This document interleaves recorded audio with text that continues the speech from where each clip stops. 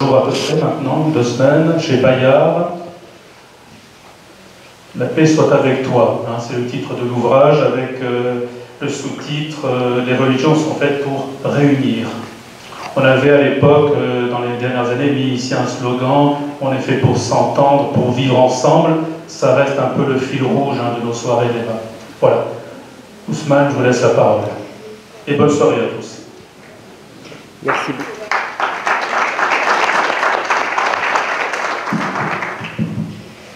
Merci beaucoup. Tout d'abord, je suis honoré d'être aux côtés de Christian Defebvre ce soir pour traiter de ce sujet qui me paraît être essentiel dans notre vie et pour notre société. Et nous allons procéder en 2 temps. Je m'intéresserai à la première partie de l'énoncé, la paix intérieure, et je laisserai Christian nous parler de la fraternité à l'échelle de la société. La paix intérieure, une quête pour chaque être humain. Cette paix intérieure, on la définit généralement et souvent comme étant un sentiment d'apaisement, de sérénité, une certaine harmonie intérieure, un équilibre entre ce que l'on ressent, ce que l'on recherche. Mais cette paix intérieure signifie-t-elle l'isolement, la rupture avec notre entourage, avec des personnes qui pourraient présenter certains défauts, nous mettre face à des difficultés? Est-ce ça la paix intérieure? Se recroqueviller? Ou plutôt assumer ses devoirs, ses responsabilités et composer avec les faiblesses de chacun? Je pense que toutes les religions, sans exception, appellent à créer du lien. Parce que, étant une créature de Dieu, nous ne sommes pas sur terre pour vivre pour nous, mais pour vivre pour Dieu, c'est-à-dire pour ses créatures. Et la créature de Dieu est imparfaite. L'homme n'est pas parfait, il a des qualités, il a aussi des défauts, il a des moments de faiblesse. Nous-mêmes, chacun d'entre nous se connaît, nous avons tous des défauts.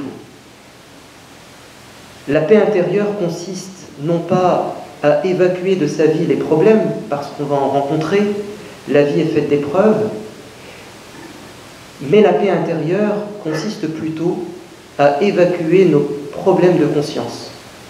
Nous pouvons vivre dans des épreuves terribles et pourtant vivre une grande sérénité, parce que nous sommes en cohérence avec nos principes, nos convictions. Nous ne nous sentons pas coupables d'avoir commis une erreur, une forfaiture, et si cela s'est passé, nous nous sommes réconciliés avec nous-mêmes, et nous pouvons continuer notre vie avec une conscience apaisée. Quels sont les chemins de cette paix intérieure? En faisant quelques recherches, j'ai remarqué qu'en fait, nous disons tous la même chose. Seulement, dans les religions, nous trouvons que cette paix intérieure passe en grande partie par l'aide de Dieu. Nous avons besoin, en tant que croyants, de la foi pour affronter les épreuves de la vie. Et cette foi, elle ne nous sépare pas des gens, mais au contraire nous donne la force de comprendre les gens et de relativiser nos épreuves. Le premier chemin de la paix intérieure, à mon sens, c'est d'abord de mettre de l'ordre dans notre fort intérieur, faire un peu le ménage. Nous avons tous une expérience de la vie, une enfance parfois plus difficile que d'autres, et on a besoin de s'accepter comme l'on est. Rien de pire que d'être complexé, que d'être rongé par des remords, de vivre dans un passé qui nous emprisonne, qui nous empêche de voir l'avenir. Alors il faut d'abord se retrouver avec soi-même et s'accepter comme l'on est. Et je me souviens de mon adolescence, et je crois que beaucoup d'adolescents passent par cette étape de leur vie où nous sommes en quête, en recherche. Et on nous présente des modèles dans la société, qui sont parfois des modèles qu'on ne pourra pas atteindre, sur le plan physique, sur le plan des compétences, sur le plan professionnel. Et il nous arrive parfois d'être frustrés, d'avoir honte de nous-mêmes. Et ça, évidemment, ça nous empêche d'être sereins, parce qu'on vit aux dépens du regard des gens. Et ce que nous dit notre religion, c'est que ce qui doit d'abord nous intéresser avant tout, c'est le regard de Dieu. Et nous sommes tous aimés par Dieu. Et s'il est le centre de notre vie, alors nous serons toujours apaisés, en paix avec nous-mêmes, puisque Dieu nous a créés ainsi. Il a voulu que nous soyons ainsi, avec cette couleur de peau, cette taille, ce poids, cette situation sociale, qui peut-être ne pourra pas changer, cette origine. Et si on accepte ce fait accompli, alors c'est déjà un bon départ. Et je me souviens, étant adolescent, et je me confie un peu à vous, mais je pense que chacun a sa petite expérience personnelle, j'avais un certain complexe avec mon corps. Ça va vous sembler étrange, mais j'adorais mes cheveux. Pourtant, regardez-les bien, j'ai un début de calvitie, il n'y a pas de quoi être fier. Et donc, je faisais une fixation sur mes cheveux, et je passais beaucoup de temps devant le miroir. Et mon papa, qui était observateur, et qui savait que c'était l'adolescence, a voulu m'aider. Et donc, il me conseillait de ne pas passer trop de temps à focaliser mon énergie sur mon apparence. Mais je ne comprenais pas à mon âge. Et puis un jour, je me souviens, et c'est ce qui a en partie transformé ma vie, c'est à partir de ce moment que j'ai pu mettre un peu d'ordre dans mon fort intérieur, c'est quand un matin, je me suis rendu à l'école et je me suis rendu compte que mes cheveux n'étaient pas coiffés. Et pour moi, c'était la fin du monde. J'allais subir des moqueries, j'allais subir des regards accusateurs. Et en fait, la journée s'est très bien passée. Et je me suis rendu compte que finalement, je me suis fait tout un film qui m'a en fait handicapé. Et à partir de ce jour, je me suis dit non, tu dois t'accepter comme tu es. Tu fais cette taille, je ne suis pas très grand, mais au départ c'est dur à vivre. Mais à un moment donné, on se fait une bonne raison. Et le fait de ne plus mettre l'accent sur son apparence, sur son corps, de l'accepter comme il est, ça nous permet de faire un retour vers son intériorité. Et on essaie de briller par son fort intérieur, par ses qualités de cœur, par sa gentillesse. Et en fait, ça a transformé ma vie. J'étais très timide, je me souviens, étant adolescent, je n'osais pas prendre la parole en public. J'avais peur que les gens me fassent des remarques, j'avais peur de me tromper. Et ce matin-là, quand j'ai compris qu'en fait, j'étais prisonnier de certaines idées, je m'étais fait des idées personnelles, mais j'ai décidé de changer. Et ça a bouleversé ma vie. Et donc, je pense que nous avons tous des blocages intérieurs, nous avons tous des petits complexes, des choses à surmonter. Donc tout commence par, d'abord, notre fort intérieur, se réconcilier avec soi-même. Et il y a une parole du prophète de l'islam, d'ailleurs, on retrouve le sens de cette parole dans beaucoup de sagesse, de philosophie et d'autres religions. En substance, la parole nous dit « Dieu ne porte pas son regard sur vos apparences ni votre corps, mais sur vos cœurs et vos actes. » Et donc, un croyant va accepter son corps, son apparence, et il va donc se concentrer sur ce qui fait sa valeur aux yeux de Dieu, et ce qui fera la fraternité dans la société, c'est les qualités de cœur, ce sont les qualités de cœur, et puis les actions qu'il réalisera dans sa vie. La deuxième des choses, c'est d'apprécier ce que l'on a. Rien de pire aussi que de vivre dans une perpétuelle frustration, un désir sans limite d'avoir toujours plus. Il est vrai que notre société est une société du désir. On nous met en avant beaucoup de choses. Et si on n'est pas assez fort, et si on n'a pas ce réflexe de l'acceptation de ce que l'on a, on peut très vite sombrer dans l'avidité ou la cupidité ou un matérialisme sans limite où on veut toujours posséder plus. Et on ne peut pas être heureux. On ne peut pas être heureux parce que l'amour de l'argent, l'amour du pouvoir, l'amour de la célébrité n'ont pas de limite. On court après un mirage. Et beaucoup de gens souffrent de ça. Beaucoup de gens souffrent de ça. Ils n'arrivent pas à apprécier ce qu'ils ont. Et nous avons, encore une fois, une parole prophétique dans l'islam qui nous apporte une piste pratique pour éviter de tomber dans l'amour effréné des choses de la vie. Le prophète de l'islam dit « Ne vous comparez pas à ceux qui sont au-dessus de vous, mais regardez plutôt ceux qui sont en dessous de vous. »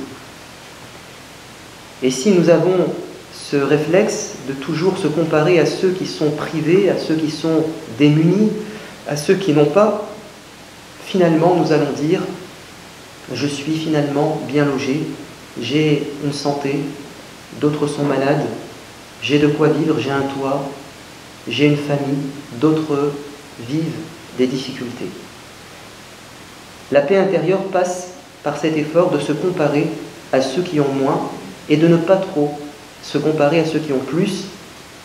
Et évidemment, quand on est dans cette dialectique, on peut facilement aussi développer en soi le sentiment de jalousie qui est aussi dangereux pour notre ego et qui peut diviser les gens.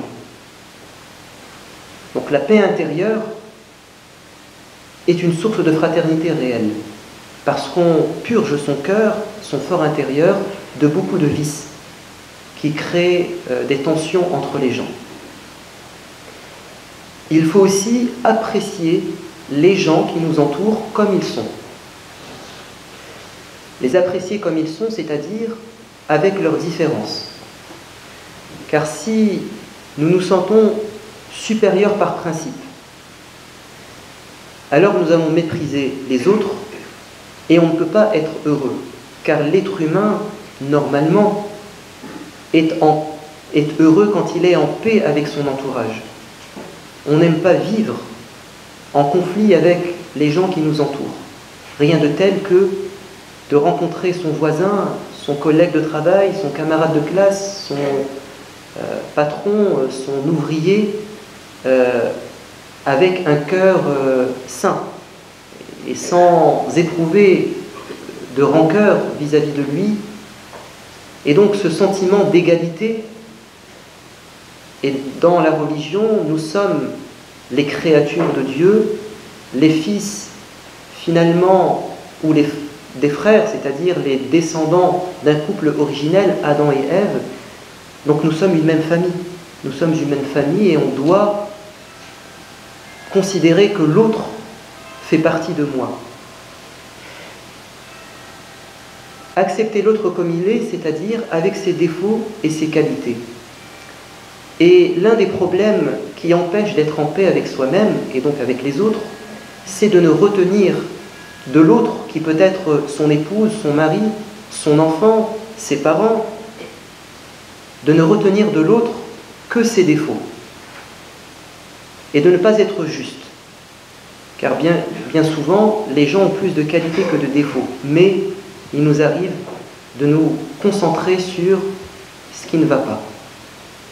Et on ne peut pas être heureux, on ne peut pas être en paix avec soi-même quand on est dans cette démarche de recherche des défauts des gens, de leurs erreurs.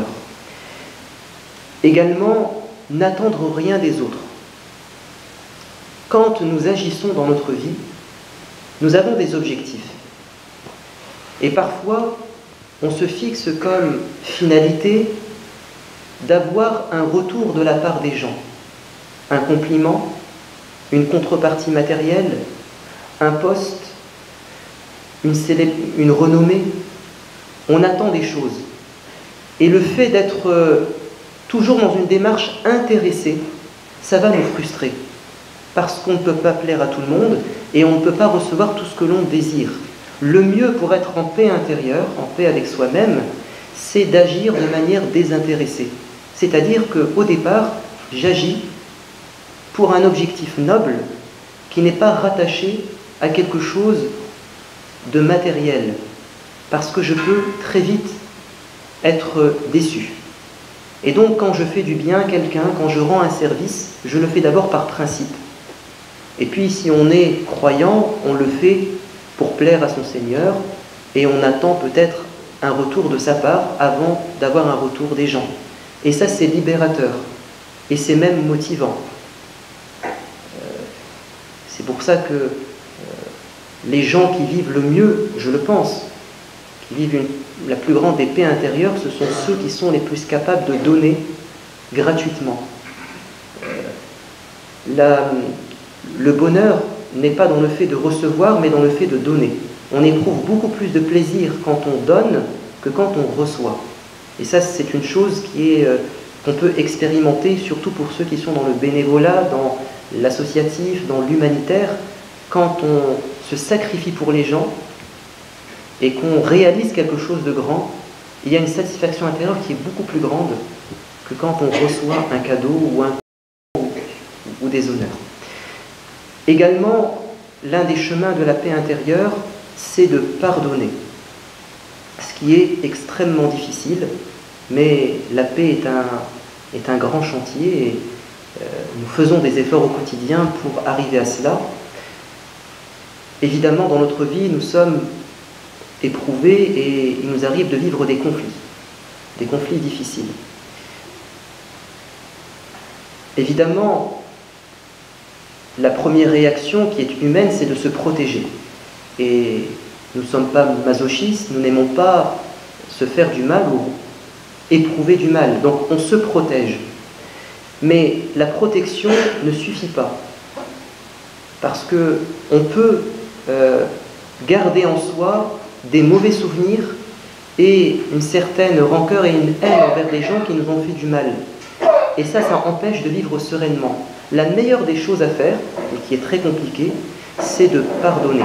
Alors, pardonner ne signifie pas forcément d'aimer la personne. Le pardon, c'est de ne plus vouloir vouloir se venger. C'est-à-dire ne pas rendre le mal par le mal. Tenter de continuer sa vie sans éprouver de sentiments négatifs vis-à-vis de la personne qui a pu nous faire du mal. Et celui qui arrive à pardonner vit heureux. C'est quelque chose de vrai, rien de tel que de laver son cœur de toute rancœur. Et nous avons une parole qu'on retrouve dans la tradition de l'islam, où le prophète Mohammed dit à l'un de ses compagnons, il lui dit « Si tu m'aimes vraiment, suis mes enseignements. Il fait partie de mes enseignements chaque soir de vider son cœur de toute rancune envers les gens. » Ça, c'est un effort spirituel qui est très difficile, mais comme je vous l'ai dit il y a quelques instants, la paix n'est pas gratuite, elle demande des efforts. Également, patienter dans les épreuves. Le fait de patienter et de relativiser, ça permet de dépasser beaucoup d'épreuves. Je vous cite un cas de figure. Je me souviens de cette maman et de ce papa, il y a plusieurs années. Ils avaient perdu leur fils unique dans un accident de voiture.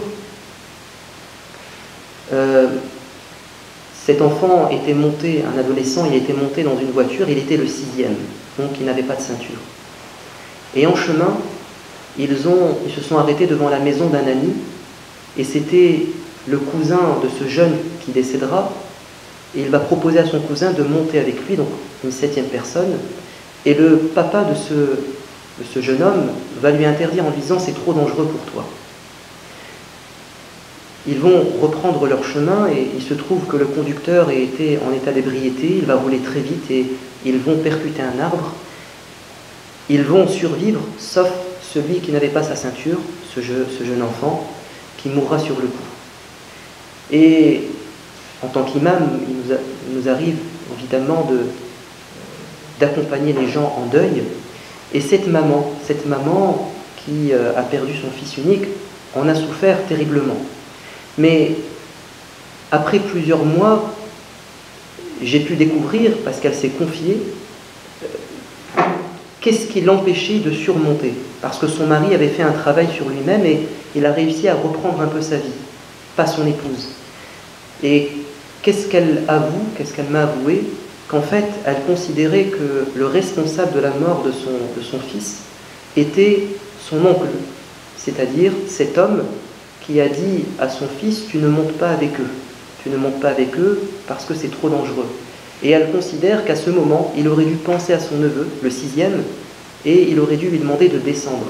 Et donc finalement, la mort de cet enfant est causée par l'égoïsme, entre guillemets, de cet oncle. Et quand on rejette la faute sur une personne, c'est très difficile de surmonter son épreuve. Qu'est-ce que nous enseigne la religion dans ces épreuves?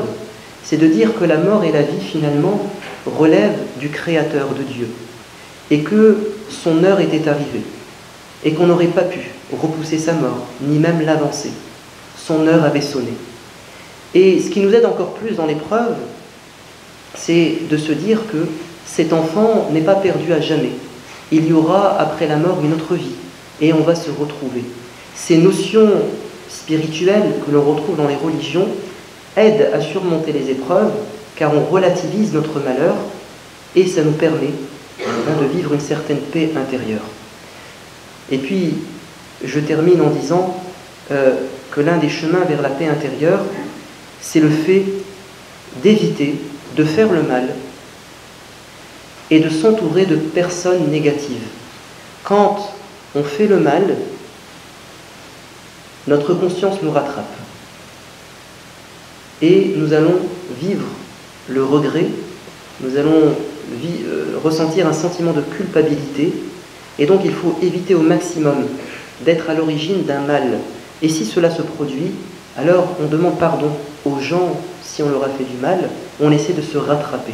Et ça nous permet de nous réconcilier avec nous-mêmes et de continuer ou de recommencer une nouvelle vie. Et éviter de s'entourer de personnes négatives, car parfois notre paix intérieure est perturbée, endommagée par des gens qui sont pessimistes, des gens qui nous mettent des idées noires, ou parfois qui nous mettent la suspicion dans notre esprit, qui font qu'on doute de tout, on doute de tout le monde, alors qu'on pensait du bien d'une personne, d'une structure, d'une personnalité. Le fait d'être parasité par des pensées négatives, des rumeurs, des accusations, ça nous empêche de vivre sereinement avec les gens. Il faut parfois faire la sourde oreille à tout ce qui se dit, il faut parfois boucher ses oreilles, parce que ce parasitage peut changer notre état d'esprit, qui était au départ sain et qui finit par se corrompre par beaucoup de pensées négatives. Je pense qu'il y a beaucoup de choses à dire sur la paix intérieure, mais voici quelques exemples de pistes de paix intérieure. Et évidemment, quand on réussit à emprunter ces chemins de la paix intérieure, nous vivons une paix au fond de nous, et automatiquement cette paix va rayonner, et nous allons donc être une source de fraternité dans notre famille et dans notre société. Et ça me permet donc de donner la parole à Christian pour continuer ce sujet. Merci.